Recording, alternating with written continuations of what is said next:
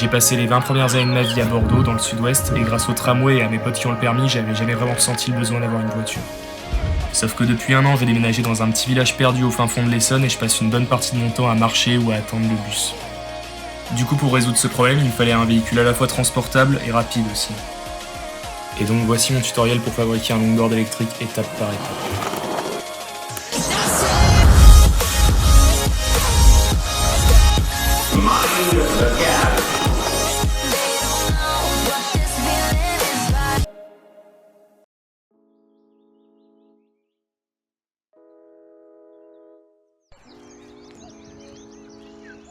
En fait, c'est pas le premier longboard électrique que je fais.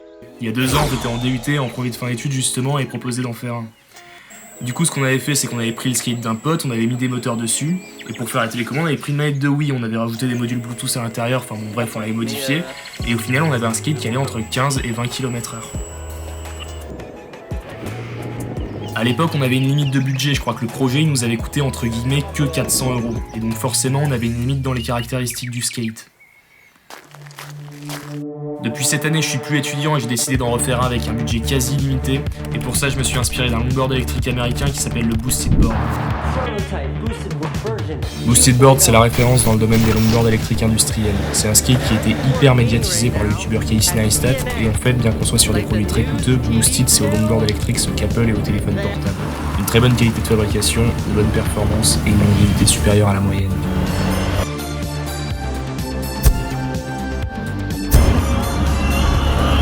Qu'on peut se poser maintenant, c'est pourquoi est-ce que je le fais moi-même au lieu de m'acheter un boosted board. L'idée, c'est qu'en le faisant moi-même, j'ai une maîtrise quasi totale sur la technologie du skate, et donc 1, ça me permet de le réparer, et 2, de pouvoir l'améliorer quand je veux. Un autre gros avantage, c'est qu'à performance égale, ça me coûte beaucoup moins cher qu'un longboard électrique industriel. Et donc du coup, les principaux points qui m'intéressaient, c'était une planche flexible, une bonne accélération et un système global solide. Et on va voir ça en 5 étapes.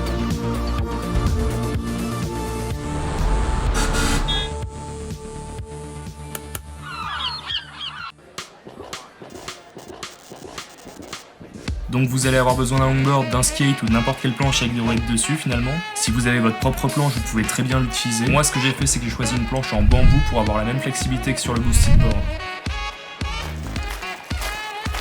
Ensuite, tu vas pouvoir choisir de mettre 1 ou 2 moteurs. La vitesse de pointe, ce sera exactement la même. Par contre, avec 2 moteurs, tu auras une meilleure accélération et un meilleur freinage. Bon, allez, suis-moi.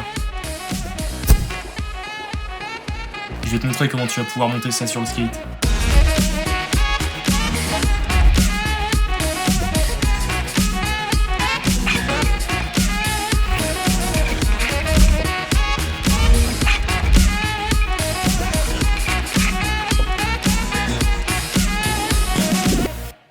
Donc du coup, maintenant qu'on a une planche et 2 moteurs, il va falloir une source d'énergie et donc on va s'intéresser aux batteries du longboard.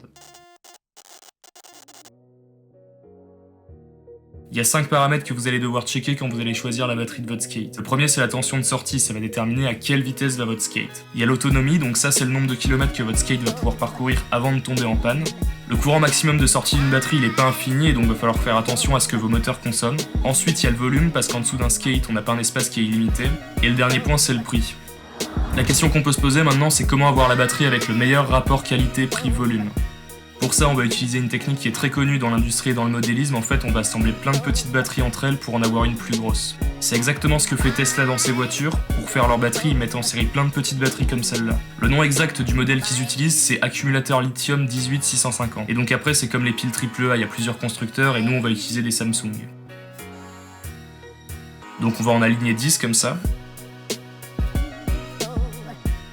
On va couper des petites lamelles de métal pour relier les cellules entre elles. Donc là, je mets de l'étain de chaque côté des lamelles pour pouvoir les souder plus facilement. Un truc important, c'est de laisser le fer à souder vraiment très peu de temps parce que la chaleur endommage les batteries. Et d'ailleurs, en règle générale, renseignez-vous bien avant de les manipuler parce que c'est pas anodin de fabriquer une batterie à partir de plusieurs cellules. La tension de sortie de la batterie va varier entre 42 et 32 volts en fonction de son niveau de charge.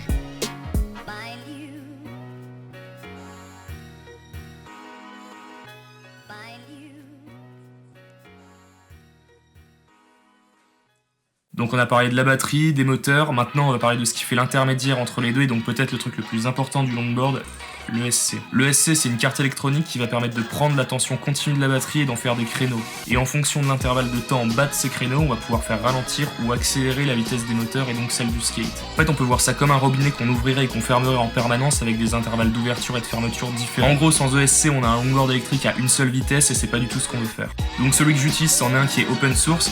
J'avais commencé à le fabriquer moi-même avant de me rendre compte que ça me coûterait plus cher en temps et en argent plutôt que de l'acheter. Donc maintenant, j'aimerais revenir sur le design du boosted board. Comme la planche est flexible au milieu, ces concepteurs ont choisi de répartir le matériel aux deux extrémités de la planche pour empêcher que le boîtier vienne taper sur le sol. Et donc en haut, on a les batteries et en bas les ESC reliés au moteur. Et pour accorder électriquement les batteries aux ESC, on va faire passer deux fils de part et d'autre de la planche qu'on va venir cacher en haut par le grip et en bas par les boîtiers. Et du coup, j'ai trouvé de jolis modèles de boîtes sur internet et donc je vais les imprimer en 3D et les enduire de résine histoire que ce soit bien solide.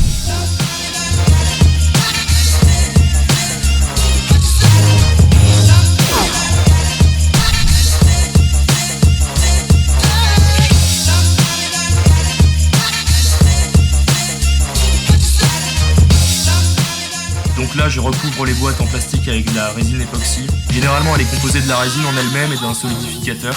Par contre, faites pas comme moi, mettez des gants. Donc une fois qu'on a bien recouvert nos pièces, on laisse sécher quelques heures et en attendant, on va s'occuper de la planche. Donc on perce une dizaine de trous qui vont permettre de fixer les boîtes. J'ai utilisé un fourré de 7 mm de diamètre. Ensuite, j'ai pris la colle la plus forte que j'ai trouvée et j'ai fixé des inserts dans les trous que j'ai percés avant. Maintenant, on va percer 4 autres trous pour pouvoir faire passer nos deux fils de cuivre.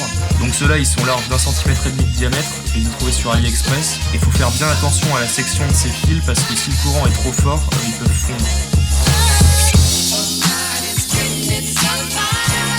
Donc ça s'appelle du ruban Kapton, c'est un très bon isolant thermique et électrique. On pourrait très bien ne pas en mettre, c'est juste une précaution pour protéger la planche au cas où les fils chauffent. Et voici le grip de mon longboard, je vais le mettre sur la planche et après j'assemblerai toutes les pièces.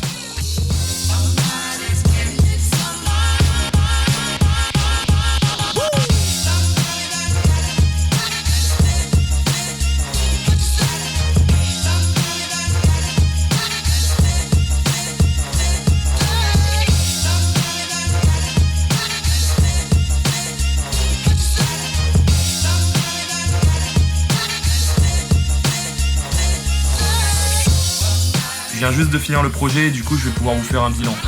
Donc la vitesse max à laquelle on a pu aller sur le skate, c'est 35 km/h sur du plat. L'accélération est très forte mais contrôlée. On pense qu'on pourrait dépasser les 40 km/h mais il faudrait une longue ligne droite sans voiture pour que ce soit complètement safe.